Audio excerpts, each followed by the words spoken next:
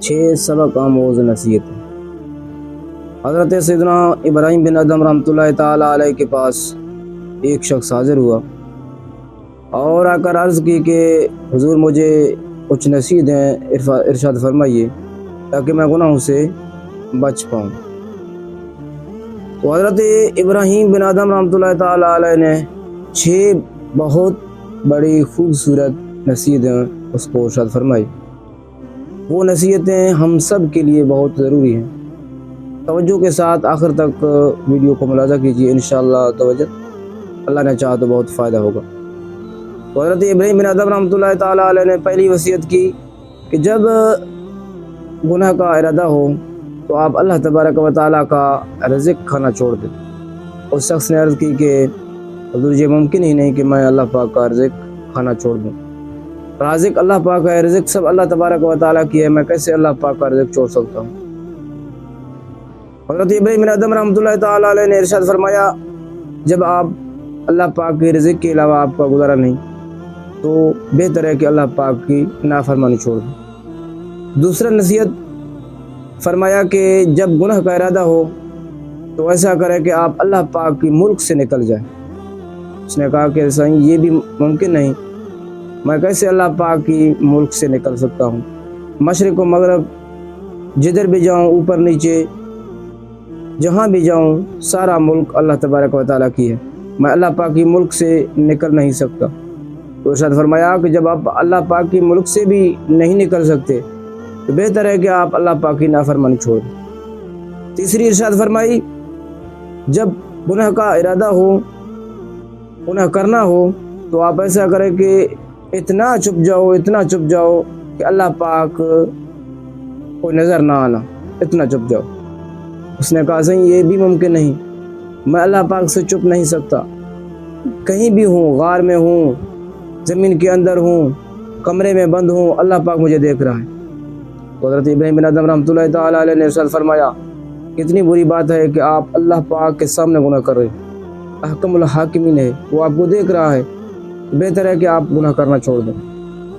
چوتھی نصیحت فرمائی جب حضرت سیدنا ملک الموت علیہ الصلوۃ والسلام آپ کی روح قبض کرنے آئے تو آپ حضرت ملک الموت علیہ الصلوۃ والسلام سے عرض کیجئے کہ مجھے کچھ سیکنڈ کی مہلت دیجئے، کچھ منٹ کی مہلت دیجئے تاکہ میں اللہ پاک کی بارگاہ میں توبہ کروں۔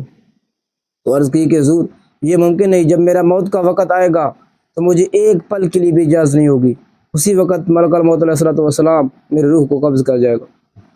تو ارشاد فرمایا آپ حضرت ملک الموت علیہ الصلوۃ والسلام سے ایک سیکنڈ کی بھی مہلت نہیں لے سکتے، تو بہتر ہے کہ آپ زندگی کے اندر موت کی تیاری کیجیے۔ اور پانچویں نصیحت فرمائی جب قبر میں نکیرین کے سوال جواب ہوں گے، منکر نکیر علیہ الصلوۃ والسلام جب آپ کی قبر میں آئے تو آپ ان سے کہہ دیجئے کہ میں جواب نہیں دوں گا۔ تو اس نے عرض کی کہ سیدھی یہ بھی ممکن نہیں، میں کیسے جواب نہیں دوں گا، مجھے ہر حال میں ان کا جواب دینا ہوگا۔ اس نے کہا حضرت ابراہیم بن ادم رحمۃ اللہ تعالیٰ نے ارشاد فرمایا تو بہتر یہ ہے کہ آپ منکر نکیرین کی سوالات کے جوابات کی تیاری کیجیے ابھی سے۔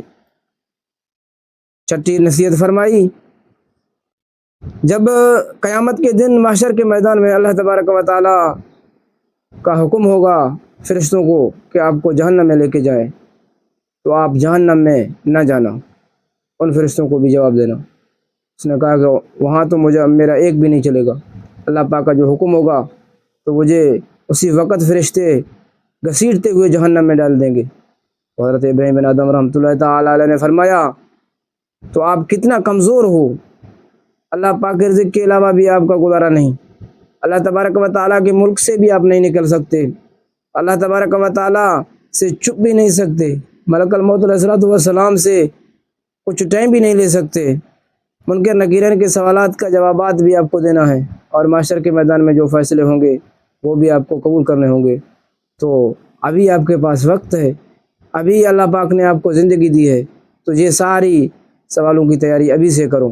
تو پیارے اور محترم اسلام بھائیوں، یہ سوال ہم سب کے لیے ہیں، جتنے بھی سوال 6 سوال ہیں یہ ہم سب کے لیے ہیں، تو برائے مہربانی آج سے یہ سوالوں کی تیاری کیجیے، ابھی سے کیجیے۔